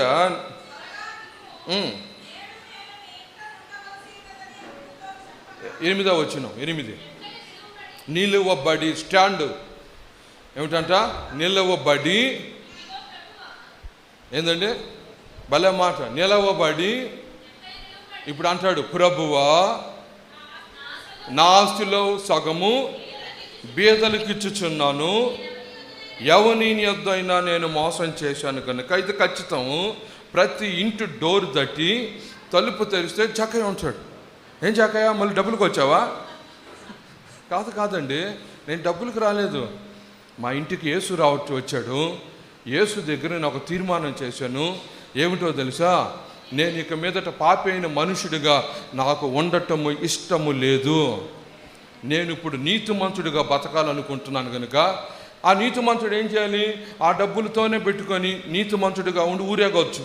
కానీ జక్కయ్య అలా చేయలే. వాళ్ళు తలుపు తట్టి, నీ దగ్గర 100 రూపాయలు తీసుకున్నాను కదా, ఇప్పుడు నీకు ఎంత ఇవ్వబోతున్నాను? ఇప్పుడు నేను 4 గంటలు ఇచ్చేస్తాను. 4 గంటలా? ఏమ్మా చదువు. మరలా ఇస్తాను అని లెక్క పెట్టి ఇస్తున్నాడు.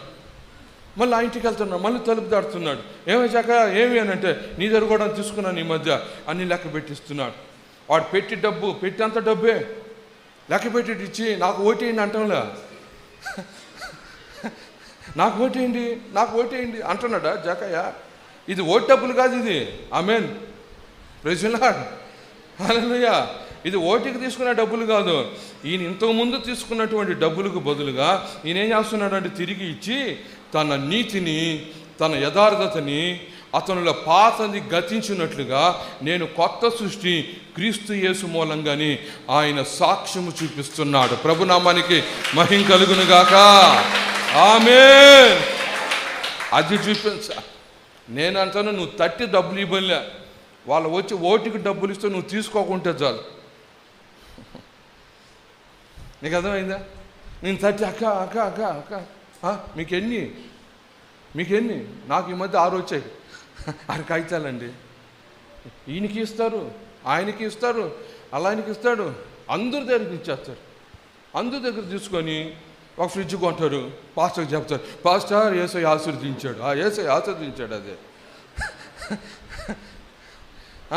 యేసయ్య ఆశీర్వదించాడు. అప్పుడు పాస్టర్ని పిలుస్తాడు, నువ్వు వచ్చి ప్రార్థన చేయి పాస్టర్. నేనైతే బాను, అసలు నేనైతే బాను. నువ్వు అక్కడికి ఇవ్వటం మీద తప్పు. 6 మందికి ఇచ్చిందంట సమరశ్రీల కాగితాలు. నీకు అర్థమవుతుంది? 6, 7, 8 అంతమంది తీసుకుని ఫ్రిడ్జ్ కొను. ఇంకా ఎక్కువైతే ఏసీ కొంటావు, ఇంకా ఎక్కువైతే జక్కయ్య చూడండి, పాతవి అంతకుముందు తీసుకున్నావు వాస్తవమే, అంతకుముందు తీసుకుంటున్నావు వాస్తవమే. ఇప్పుడు కొత్తది ఏమిటంటే క్రీస్తు వచ్చిన తర్వాత నా మనస్సాక్షిని బట్టి నేను ఓటేస్తా. Amen, amen, amen. నా మనస్సాక్షిని బట్టి నేనేవేస్తాను. నాకు 1 రూపాయి అవసరం లేదు. నేను నీతిమంతుడిని, నేను యేసు సంబంధిని, నేను వాక్యము సంబంధిని, నేను క్రీస్తు సంబంధిని, నేను నూతన సృష్టి గనుక ఆశీర్వదిస్తే నా యేసు ఆశీర్వదించాలి. ఆయన మూలంగా నేను ఘనపరచబడాలి, నేను ఆయన మూలంగా హెచ్చింపబడాలి. ఆయనే నాకు సమస్తమును కలుగు చేయవాడు గనుక నా నీతిని రక్షణని నేను కడ వరకు కాపాడుకుంటాను. నేను యేసేవలాగా అమ్ముకోను. నేను ఆశీర్వాదకరమైన యేసు ఉన్న చోట ఉన్నాను కనుక నిశ్చయంగా నా దేవుడు ఒక దినాన నన్ను లేపుతాడు. ఇది చెయ్య.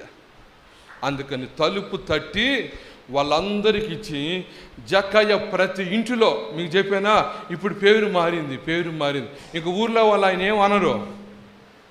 పాపైన మనుషుడు అంటారా? తలుపు తట్టి డబ్బులు ఇస్తే ఎవరు అంటారండి? మీరు చెప్పండి. తలుపు తట్టి 4 అంతలు ఇస్తే ఆ పేరు మారుస్తారు కదా. ఇప్పుడు అంటున్నారు అందరూ, ఇతను నూతన సృష్టి. Praise the lord, hallelujah. ఇది పాతవి గతించాలి. నీళ్ళేం రావాలంట? 6వ 7వ చదువుంది ముచ్చటగా. 7వది చెప్పి ముగిస్తాను. అపోస్తలుల కార్యాలు 15వ అధ్యాయం 24వ వచనం. ఇంకా మన 10 నిమిషాలు ఉంది.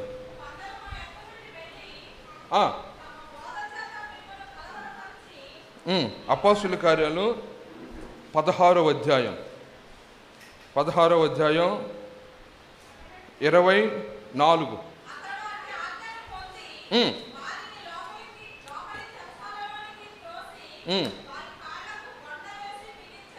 అది ఎవరు వాళ్ళు? పౌలు వాళ్ళేనా? వాళ్ళంటే బాధపడి కోపం వచ్చి వాళ్ళు సువార్త చేస్తున్నారని బయట వాళ్ళని ఈడ్చుకొని వచ్చి ఏం చేశాడు జైలు అధికారి? ఆజ్ఞను పొంది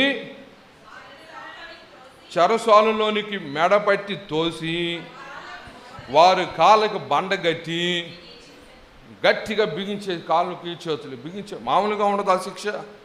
వాళ్ళు ఏ పాపం చేసి మర్డర్ ఏమైనా చేశారా? డబ్బులేం దోచుకున్నారా? ఏమన్నా గాయపరిచారా? లేదు. మీరు ముందు వచనాలు చదివితే పై వచనాలు చేస్తున్నారు బయట. దానికి వాళ్ళ కోపం వచ్చి జైలు అధికారికి అప్పచెప్తే జైలు అధికారి ఆజ్ఞ పొందాడంట. వాళ్ళ మీద ఎటువంటి శిక్షనైనా చేసేదానికి ఆజ్ఞ పొంది, చూడండి వాళ్ళిద్దరిని ఎంత హింస పెట్టాడో, బాగా హింస పెట్టాడు. తర్వాత ఎంత హింస పెట్టాడు తర్వాత వచనంలో ఉంది. అయితే వాళ్ళు బండ కట్టించుకొని చీకట్లో పడిపోయి, మనందరికీ తెలుసు, వాళ్ళు ప్రభువును స్తుతించిరి. ఆమెన్, హల్లెలూయా. ప్రభువును స్తుతిస్తుండగానే చెరసాలలో ఒక అద్భుతం జరిగింది. ప్రభు శక్తి చేత ఆ బంధకాలన్నీ తెగిపోయినాయి, ఆ గేట్లు తలుపులన్నీ తెగిపోయినాయి, చెరసాలలో ఉన్న ఖైదీల యొక్క బంధకాలు తెగిపోయినాయి.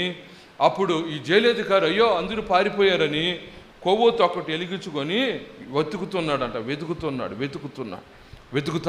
వెతుకుతుంటే అప్పుడు పౌలు శిష్యులు ఏమన్నారో తెలుసా? చదవండి ఆ మాటని. ఒక్కరు చదవండి. ఏ హాని చేసుకోవద్దు, మేమందరము ఇక్కడనే ఉన్నాము అన్నాడు.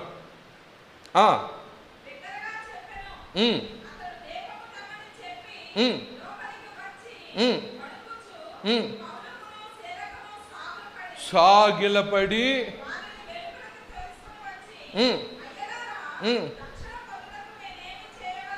అన్నాడు. వాళ్ళ దగ్గర ఇంటి వారందరికీ బాప్తీసం తీసుకోవాలనుకున్నాడు. 33వ వచనం కానీ చదివితే ఏమైందో తెలుసా?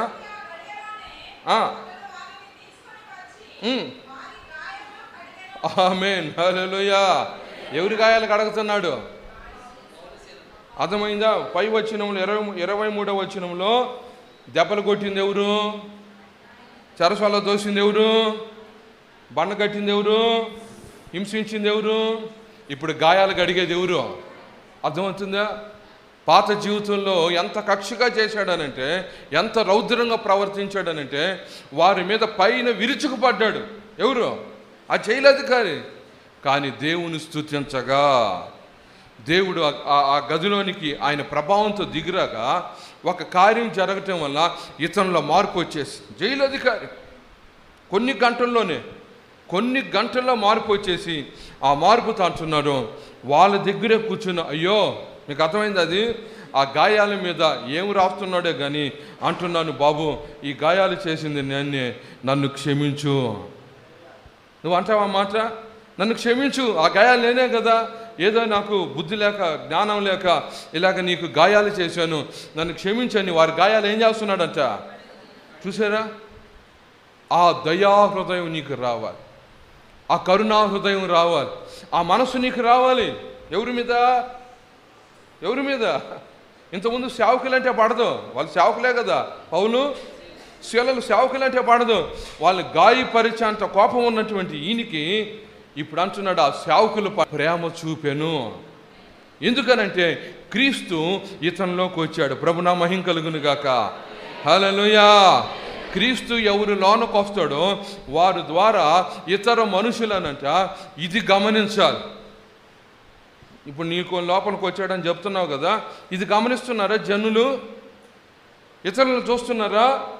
క్రీస్తు నోటి పెదవుల మీదనే ఉన్నాడా, లేదు ఈ పీఠికలో స్వరమండలం మీదనే ఉన్నాడా, బుద్ధిలోనే ఉన్నాడా, మాటలోనే ఉన్నాడా, వాక్కు చాతుర్యంలోనే ఉన్నాడా, ఇలాగే ఉన్నాడా? అలా ఉండకూడదు. క్రీస్తు నీలో రావటం వల్ల పాతవి గతించెను, క్రీస్తునందు క్రొత్తవా. ఇప్పుడు చివరిగా చెప్తాను, చివరిగా వినండి. ఇప్పుడు మొత్తం ఎంతమంది కదా? 7 మంది. అన్నీ ఏం పోయినాయి చెప్పండి? పైన కూర్చున్న వాళ్ళు ఎన్ని పోయినాయి? అందరిలో ఒక్కొక్కటి పోయింది. 7 మందిలో వెళ్ళిపోయింది, పాతదంతా పోయింది. ఇప్పుడు ఉన్నదంతా ఏమిటి కదా? నూతన సృష్టి. 7 మందిలో నూతన సృష్టి ఉంది. ఇప్పుడు 7 మందిలో ఏదైతే నూతన సృష్టిగా ఉందో ఇప్పుడు మీరు చెప్తారా ఏమేమి ఉందో? వరుసగా చెప్పండి. లిస్ట్ రాశారు కదా. ఇప్పుడు మొదటిది పాతది ఏమిటి? పేతురులో అది మీకు అర్థమవుతుందా? ఆ వరుసగా చెప్పమ్మా. నెంబర్ 2 సేన. దేంట్లో బంధింపబడి ఉన్నాడు? దెయ్యాలతో బంధింపబడి సమాధుల్లో ఉన్నా. ఇప్పుడు ఈ లిస్ట్ అంతా చదివి నువ్వు ఒక పేపర్లో రాసుకోండి.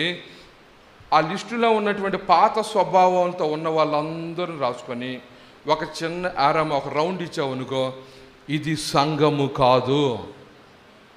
ఆమేన్. ఓ షమ కతురా బల కతురా, అది సంఘము కాదు. అర్థమైందా? అది సంఘము, అది సంఘం కాదు. ఆ సంఘం ఎవరైతే ఇప్పుడు కొత్తదిగా మారినటువంటి వాళ్ళు రాసేవే ఆ స్వభావాలు, వాళ్ళే దేవుని సంఘం. గట్టిగా చెప్పలకూడదాం. ఆమేన్. హల్లెలూయా, హల్లెలూయా. ఇప్పుడు నీలో ఎవరున్నారు? పాతది ఉంటే నువ్వెవరు కాదని. నీది పాతది పోవాలి, కొత్తదైన క్రీస్తు వలన రావాలి. ఆ స్వభావమే నిన్ను బయలుపరుస్తున్న ఇతరుకి, వీళ్ళే నా శరీరం అని ప్రభు బయలుపరుస్తున్నాడు. వీరే నా పిల్లలని ప్రభు బయలుపరుస్తున్నాడు. వీరే నా బిడ్డలని ప్రభు బయలుపరుస్తున్నాడు. వీరు నావారు అని ప్రభు ఏం చేస్తున్నాడు? సమాజానికి బయలుపరుస్తున్నాడు. అందుకని దేవుని సంఘముకు వచ్చిన నీవు ఇక్కడ నుంచి ఈ మొదటి రాత్రి పాతవి విడిచిపెట్టి నూతనమైనవి క్రీస్తు ద్వారా నూతన సృష్టిగా మార్చబడి నువ్వు క్రీస్తుకి వెలుపలున్న వారికి సాక్షివై ఉండెదవు గాక. ఆమేన్. హల్లెలూయా, హల్లెలూయా. ఇప్పుడు నీకు సినిమా పిచ్చి, సీరియల్ పిచ్చి ఉంది అనుకో, ఎవరు కాదు, నువ్వు పాతోడివే కొత్తడివే. ఇంక సింపుల్ అంతే. ఇంక నువ్వు లెక్కేసుకోవడం రోజు 2 1 2 2 1 2 వచ్చు కదా అందరికీ. 2 1 2 రాదా? అది సింపుల్ అనమాట. నీలో పాత ఏదైతే ఉందో నీవెవరు కాదు, నూతన సృష్టివి. క్రీస్తు సంబంధివి, క్రీస్తు కుమారుడివి, క్రీస్తు కుమార్తెవి ఎవరు చెప్పబడినా అర్థమవుతుందా? పాస్టర్ వచ్చి నీ గుమ్మం తలుపు తట్టి నీకు ఫోన్ చేసి మెసేజ్ చెప్పి అయ్యా నువ్వు క్రీస్తు పెట్టవు కాదు అన్నట్టు మీ కోపం వస్తుంది, మళ్ళీ బాధ అవుతుంది, మళ్ళీ దుఃఖమైపోతుంది, మళ్ళీ వాటర్ లీక్ అవుద్ది, మళ్ళీ వాగ్దానం చదువుకోవాల్సి వస్తుంది. ఎందుకు? నీకు నువ్వే చెప్పుకోవచ్చు. సింపుల్. ఇప్పుడు నీకు అర్థమైపోయింది. అర్థమవుతుందా? నేను ఇక మీదట ఎవరున్నానంటే పాతది లేనటువంటి క్రొత్త వాడిని. Praise the Lord. నీకు బట్టలు లేకపోవచ్చు, బంగారు లేకపోవచ్చు, బ్రేస్లెట్ లేకపోవచ్చు, వాచ్ లేకపోవచ్చు, ఉంగరాలు లేకపోవచ్చు, నీకు అందం లేకపోవచ్చు, నీకు ఏమీ లేకపోయినా సరే నువ్వు క్రీస్తునందు కొత్తగా ఉంచే చాలు, నువ్వు క్రీస్తుకి నువ్వు నూతన సృష్టిగా ఉంటావు. Praise the lord. హల్లెలూయా. అట్టి వారిని మాత్రమే ప్రభు అంటున్నారు, వీరే నా సంఘం. అలాగే ఎంతమంది లెక్క పెట్టగలం? అలా లెక్క పెట్టి జీవించాలండి మనం. అందుకు ప్రభు అంటున్నాడు, ఎవడైనను ఏందంట అక్కడ నీ పేరు రాసేయి, ఎవడైనను పెట్టి డాష్ పెట్టి అక్కడ నీ పేరు రాసి సింపుల్. ఇక మీదట నేను పాతవాడిగా బతకను, నేను ఎవరిని కొత్తవాడిగా ఉండి క్రీస్తు ఎదుట ఆయన సంబంధులుగా మనందరమే శాలెం పరిచర్లో ఉన్న ప్రతి విశ్వాస కుటుంబం ఉండునుగాక. లైవ్లో చూస్తున్న వారు ఉండునుగాక. ప్రభు రాకడ వరకు ఉండుదురుగాక. పరిశుద్ధాత్ముడు మనల్ని అలాగా నడిపించునుగాక. అందరూ లేచి నిలబడదాం, తీర్మానం చేద్దాం. ప్రభు నన్ను దర్శించా. ఎవడైనా క్రీస్తు నందున్న ఎడల వాడు నూతన సృష్టి. నేను క్రీస్తు వాడిని, క్రీస్తు బిడ్డని, క్రీస్తుని వెంబడిస్తున్నాను, నా దేవుడు క్రీస్తు అని చెప్పినంత మాత్రాన కాదు, నీలో పాతవి గతించా, పాత మాటలు గతించా, పాత బుద్ధులు గతించా, పాత నడక గతించా, పాత యొక్క కుళ్ళు, కుతంత్రం, అసూయ, ద్వేషము, కక్ష, పగ గతించా. ఎవడైనా నువ్వు నూతన సృష్టిగా మారాలి. అది క్రీస్తు చూపిస్తున్న సృష్టిగా మారాలి. నీలో ఏమైనా ప్రభు నేను ఇంకా నువ్వు పాత ఉన్నాయని వాక్యం చేత నీతో మాట్లాడా, నీ కుడి చేతిని పైకెత్తు. లైవ్లో చూస్తున్న బిడ్డలారా, నేను ఇంకా నువ్వు పాతవి ఉన్నాయా? సిగ్గుపడద్దు, సిగ్గుపడద్దు. నూతన సృష్టిగా మార్చేది విశ్వశాంతి కాదు, క్రీస్తు మాత్రమే. నువ్వు ఒప్పుకుంటే ఆయన మారుస్తాడు, నువ్వు ఒప్పుకుంటే విడుదలిస్తాడు. ఆయన కనికరమ కలిగిన దేవుడు, క్షమించే దేవుడు, ప్రేమ కలిగిన దేవుడు కనుక ప్రార్థన చేయబోతున్నాను. ప్రేమ కలిగిన తండ్రి, దయ కలిగిన రాజా, ఈ మొదటి రోజు రాత్రి ఎవడైనాను నా యందున్నలో వాడు నూతన సృష్టిగా ఉండాలి. వాడిలో పాత స్వభావం ఉండకూడదు, వాడు నవీన స్వభావంగా మార్చబడాలి, క్రొత్తవాడిగా మారాలి. ప్రభా, నీ బిడ్డల్లో బలహీనతలు ఉన్నాయి. నీ బిడ్డల్లో ఉన్నటువంటి ఆ బలహీనతల్లో నుంచి ఈ రాత్రి మీరు వాక్యము చేత మీరు కడిగి ఉన్నారని, ఉదక స్నానము చేశారని నేను విశ్వసిస్తున్నాను. నీ బిడ్డల పాత గతించిపోవును గాక, పాత క్రియలు వెళ్ళిపోవును గాక. ఇక మీద నీ బిడ్డలు నీ ఎదుట, నీ సంఘములో, సమాజంలో, ఇంటిలో, బంధువులు ఎదుట నూతన సృష్టిగా ఉండుదురుగాక. ఆ రీతిగా నేను బలపరిచి ఈ రాత్రి నీ బిడ్డలు బయలుదేరి వెళ్తుండగా మంచి తోడై ఇమ్మానుయేలుగా ఉంది. సురక్షితమైన కాపుదల నుంచి మంచి నిద్రిచ్చి మంచి దర్శనములతో వాళ్ళు బలపరిచి రేపు ఉదయకాలం వాళ్ళ పనిబాట్లలో మీరు తోడై ఉండి రెండవ రాత్రి వారిని ఆయన సరైన సమయానికి క్షేమంతో తీసుకురమ్మని, ఈ సన్నిధిలో ఉన్న కృపాక్షేమములు వారి వెంట వెళ్ళునుగా కానీ ప్రకటిస్తూ యేసు నామములు అడుగుచున్నాను మా తండ్రి, ఆమేన్. మన ప్రభు అయిన యేసు క్రీస్తు యొక్క కృప, తండ్రిని దేవుని యొక్క ప్రేమ, పరిశుద్ధాత్మ యొక్క నెమ్మది, సమాధానము, పరిశుద్ధత ఆయన రాకడ కొరకు ఎదురు చూస్తూ తమను తాము నూతన సృష్టిగా మార్చుకొని తీర్మానం చేసుకున్న వారికి, దూరముగా వీక్షిస్తున్న వారి బిడ్డలు కూడా, ప్రతి కుటుంబానికి, ప్రతి బిడ్డలకు కూడా నూతన హృదయం కావాలని ప్రభు వైపు తలలేచిన వారికి సదాకాలం మనందరికీ ప్రభు వెంబడి కృప తోడై ఉండును గాక. ఆమేన్.